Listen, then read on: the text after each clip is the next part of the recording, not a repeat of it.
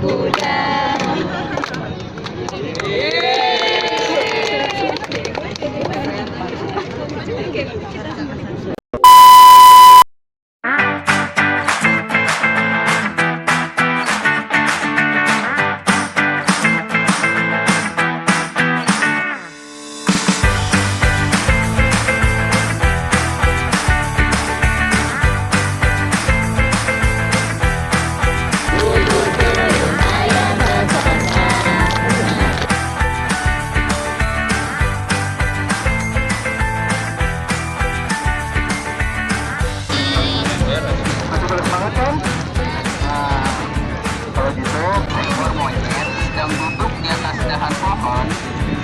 Sambil mengantuk dan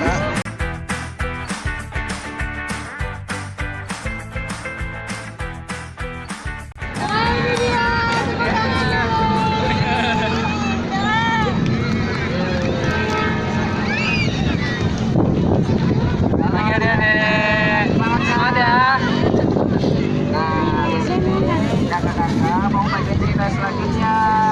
Sebelumnya kenalin dulu nama kakak.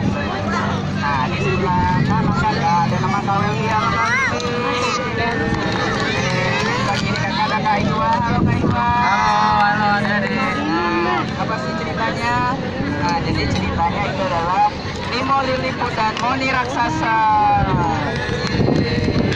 Di sini mana Nemo? Tahu nggak mana yang Nemo?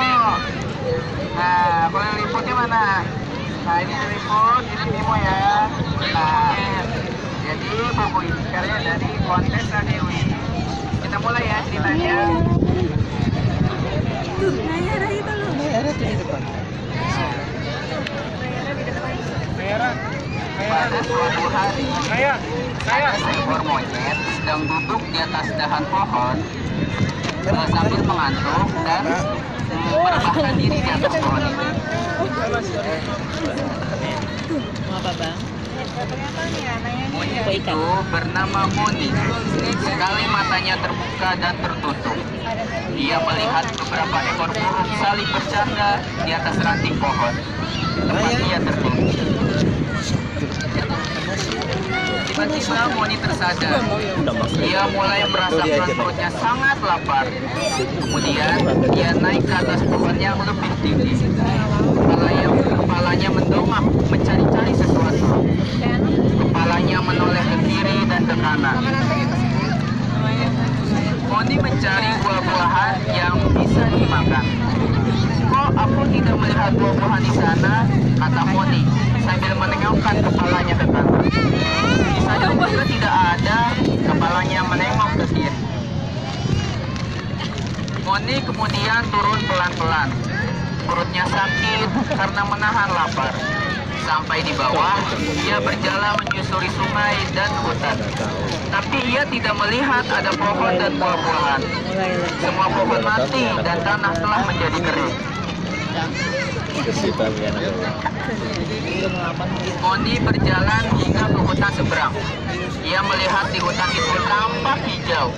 Banyak buah-buahan segar di sana. Perutnya lapar lagi. Kruk, kruk. Terdengar suara perut Moni. Sampai di hutan seberang, Moni merasakan kelelahan.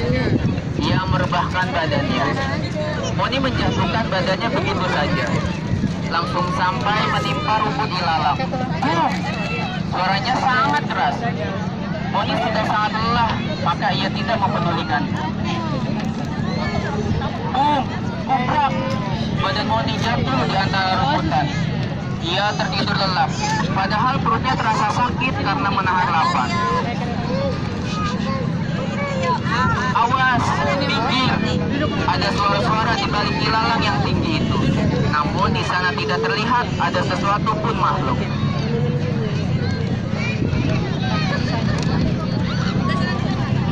Moni sudah sangat lelah sehingga ia masih saja tertidur pulas. Dia tidak menghiraukan suara-suara itu. Para lilliput melihat Moni yang sedang tertidur. Mereka heran-heran karena baru kali ini mereka melihat ada monyet sebesar itu di depan mereka. Wah, monyet itu sudah merusak rumah jamur kita, kata Nemo si Lilliput. Lihat semua hancur, rumah-rumah jamur kita rusak, teriak Nemo. Moni tertidur di tempat yang terdapat banyak rumah jamur Lilliput. Moni membuat rumah para Lilliput itu rusak, tapi ia tidak menyadarinya. Moni tetap saja tertidur lelap. Bagaimana kalau kita ikat saja dia? Nanti kalau bangun, aku khawatir dia makin membuat rusak rumah-rumah jamur kita. Seru Nemo. Akhirnya, tubuh Moni diikat. Dia tidak merasakannya karena masih tertidur lelap. Saat Moni terbangun, dia terkejut karena tubuhnya diikat dengan tali. Dia berusaha meronta tetapi tidak berhasil. Tolong aku! Teriak Moni ketakutan. Itulah meminta tolong pada para Lilliput untuk melepaskan talinya. Dia bingung, kenapa tubuhnya diikat? Para Lilliput bercerita, mengapa mereka mengikat tubuh Moni? Moni pun meminta maaf kepada para Lilliput karena tidak sengaja merusak rumah jamur. Moni merasa menyesal karena akibatnya perbuatannya. Rumah para Lilliput menjadi rusak. Moni berjanji akan membantu memperbaiki rumah itu, asal tali-tali yang mengikat tubuhnya dilepas. Moni juga meminta buah-buahan pada Nemo karena perutnya terasa sangat lapar.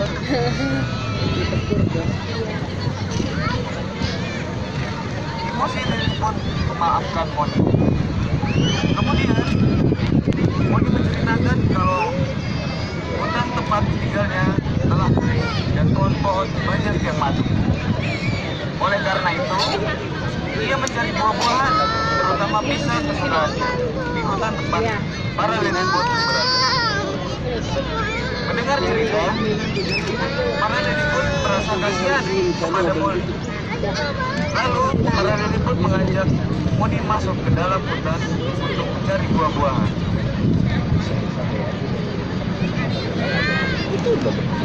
Sudah betul kejutnya Moni, karena di dalam hutan itu masih banyak buah-buahan. Semua pohon hidup dengan subur, pemandangan itu tampak sangat indah.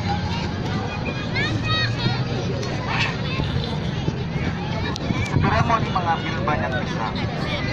Ia makan sepuasnya. Nemo Lilliput berkata, "Kamu boleh mengambil buah pisang itu, tapi kami merawat semua pohon dan buah-buahan di sini." Para Lilliput memelihara hutan itu dengan baik. Mereka menanam kembali bibit-bibit pohon dan buah agar memberikan hasil yang baik. Kita harus memeliharanya. Hutan dan segala isinya, kata Nemo. Akhirnya, Nemo dan Moni semua Lilliput saling membantu dalam melestarikan dan perawatan hutan kesayangan mereka. Habis selesai. Di sini ada yang kongkat. Apa buah kesukaan Moni? Benar banget. Itu ada orang ada Abang kecewa ada ya. ya. Makasih semuanya adik-adik.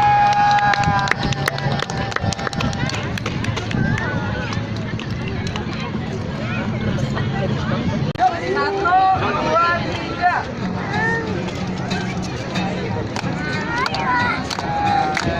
Keliling kota sambil melihat keramaian yang ada.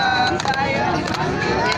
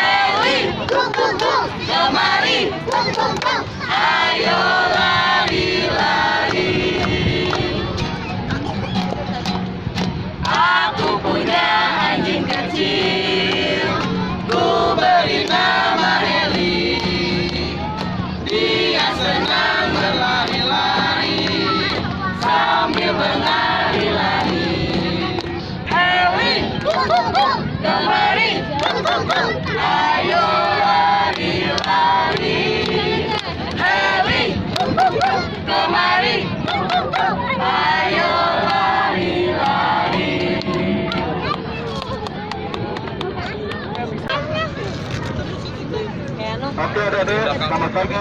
Pagi. Masih pada semangat kan?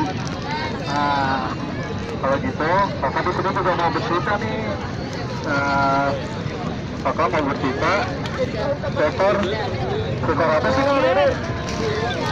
Nah, kakak juga mau bercerita tentang seekor gajah. Tapi nggak mau kalah serunya sama gajah yang kakak pertama tadi. Nah, sebelum kakak ingin bercerita, kakak mau berkenalan dulu. Nama kakak Alvin. Nama kakak Vinon. Nah, kakak judulnya dulu ada ya.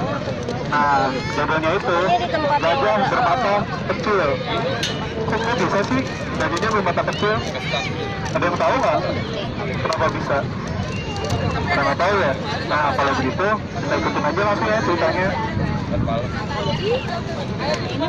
Nah, pada zaman dahulu, gajah adalah raja dari seluruh binatang di hutan. Ia binatang yang sangat besar dan juga kuat. Oleh sebab itu, gajah menyebut dirinya adalah sang raja hutan. Nah, beberapa binatang ada yang menantang sang gajah. Nah, lalu binatang-binatang itu akan melawan gajah untuk menjadi sang raja. Lalu ada binatang badak yang ingin melawan gajah. Tetapi badak itu bisa dikalahkan oleh sang gajah. Dia langsung dilemparkan ke dalam sungai.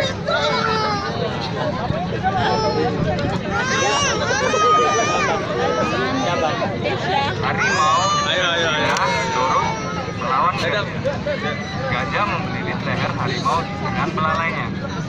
Singa juga ditikam oleh jarinya. Sejak itu, gajah mulai bersikap sombong. Tidak ada binatang yang bisa mengalahkan aku. Teriak gajah dengan bangga. Mereka akan aku kalahkan dengan mudah.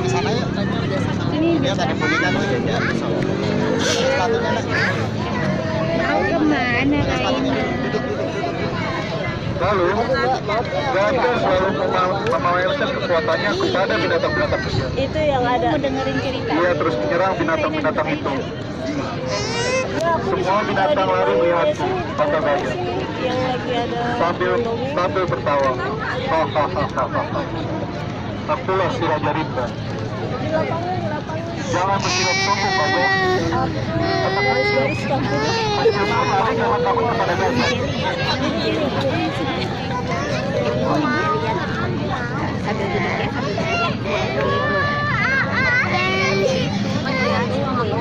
Gajah pun lari pontang-panting untuk menyelamatkan diri. Aku harus selamatkan diri, pikir gajah yang ketakutan. Dan ternyata petani telah memasang perangkap untuk menangkap gajah. Gajah yang ketakutan terus berlari. Dia tidak sadar telah terkena bambu runcing. Bambu runcing itu dipasang di dalam belukar. Bambu runcing itu mengenai matanya. Lalu, gajah pun berkata, aduh, mataku sakit. Beruang si gajah. Dua belah mata gajah menjadi buta. Ia meminta tolong pada binatang-binatang lain untuk mengobati matanya. Tolong. Binatang-binatang itu tidak mau menolong gajah. Mereka masih ingat perbuatan gajah pada mereka. Dulu kamu sombong. Sekarang kamu meminta tolong kepada kami. Kata binatang-binatang itu.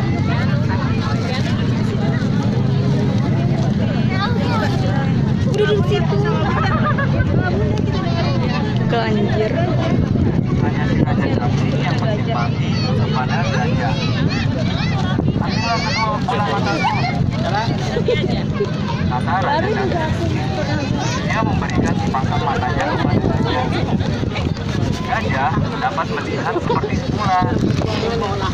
Namun, Gimana? Mata gajah menjadi kecil karena mata itu milik Raja Cacing. Sejak itu, gajah bermata kecil. Tasya duduk sana. Abang? Abang? Tasya. Adik-adik, kakak mau nanya dong. Tadi binatang yang mencoba melawan gajah, binatang apa aja sih? Ada. Terus apa lagi? Macan. Wah, anjing. Nah, binatang yang baik sama si gajah binatang apa sih? Raja ular. Raja ular. Raja cacing. Nah, ya udah kalau begitu. Sekian dulu ya adik-adik cerita dari kakak. Nanti kakaknya akan lanjutin lagi. Dongeng yang lebih seru lagi. Selamat pagi adik-adik.